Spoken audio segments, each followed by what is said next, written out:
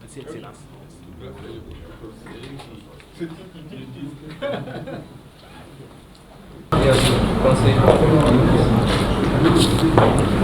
Bonjour à tout le monde, bonjour à nos amis, bonjour ici aux Maliens. Le Conseil des ministres conjoint que nous allons soutenir a porté sur l'ensemble des questions qui intéressent nos deux peuples et nos deux gouvernements.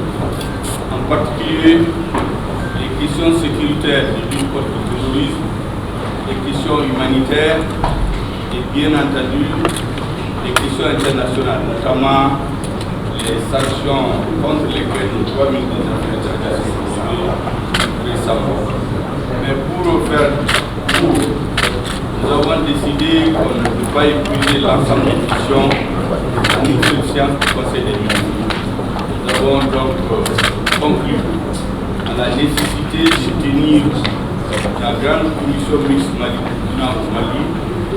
dans les mois à venir pour parler de toutes ces questions, et notamment la problématique de la fédération, sur laquelle nous avons indiqué que les peuples et les autorités supérieures sont en avance. Il faut donc aller au rythme des populations.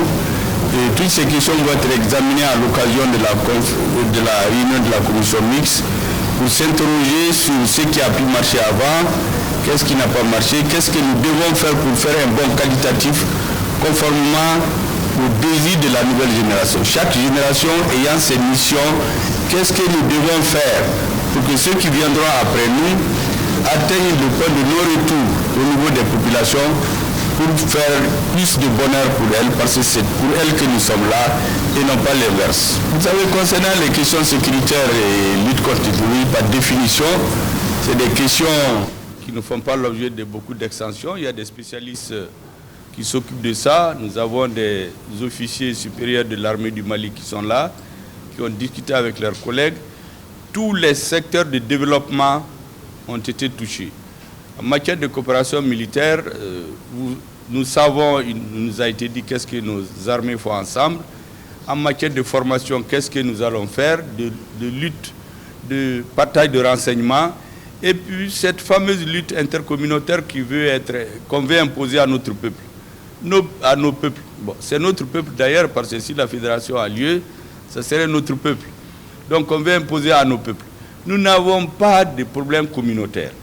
C'est fabriqué ailleurs et des hommes sont instrumentalisés au nom de l'islam tantôt, au nom des ethnies, au nom de je ne sais quoi, pour distraire nos gouvernements. Nous avons décidé de ne plus être distraits, de nous consacrer sur ce que j'ai appelé la contradiction principale, lutter pour la paix des populations, leur donner la sécurité physique, alimentaire, éducationnelle, sanitaire et autres, parce que sans sécurité, il n'y a pas de démocratie. La démocratie suit ou vient après la sécurité. Nous n'avons pas voulu, le Mali et le Burkina, de faire comme dans d'autres pays où pendant 20 ans on a organisé des élections et puis un jour, les partenaires ont décidé de partir. Et on voit les populations s'adresser au train d'atterrissage des avions pour quitter leur pays. Les dirigeants étant partis bien sûr avant. Nous avons décidé de ne pas faire cela. Nous allons nous donner la main, soutenir nos armées pour aller de l'avant. Parce que c'est elles seules qui peuvent restaurer la souveraineté, la confiance à nos populations. Une fois qu'on a cela, le reste va suivre. Les hommes politiques, le reste de la population va faire avancer le pays. Voilà les questions que nous avons discutées dans les grandes lignes. Pour la fédération à laquelle nos deux chefs d'État tiennent beaucoup, nous avons décidé de travailler très en profondeur cette question d'ici la tenue de la commission mixte. Au niveau du Burkina Faso, il nous a été informé qu'il y a déjà une commission spécialement mise au niveau des affaires étrangères pour réfléchir sur la question. Au niveau du Mali, nous avons suffisamment de documentation. Les spécialistes vont approfondir, ça fera partie des points de discussion lors de la grande commission mixte Mali-Burkina Faso. Vous devez comprendre que toutes les grandes choses dans la vie des hommes commencent par un rêve, commencent par un homme, un groupe d'hommes. Pourquoi? Il y aura toujours des gens qui sont contre, mais avançons. Même dans la lutte contre le terrorisme, il y en a qui essaient de passer en dérision nos armées sur les réseaux sociaux. Nous savons très bien que sans nos armées, on ne peut pas être libre. Donc il y aura des oppositions, mais si on est convaincu, il faut se battre et avancer. L'essentiel, c'est que la majorité des peuples ne veulent plus de ces frontières-là, qui ont été artificiellement désignées au niveau de nos pays. Mais nous en tenons compte dans nos discussions. C'est l'un des pays avec lesquels on a la plus grande frontière, près de 1200-1300 km.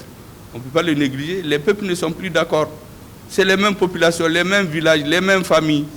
Comment mettre fin à cela? C'est le travail sur lequel les dirigeants doivent réfléchir. Merci beaucoup.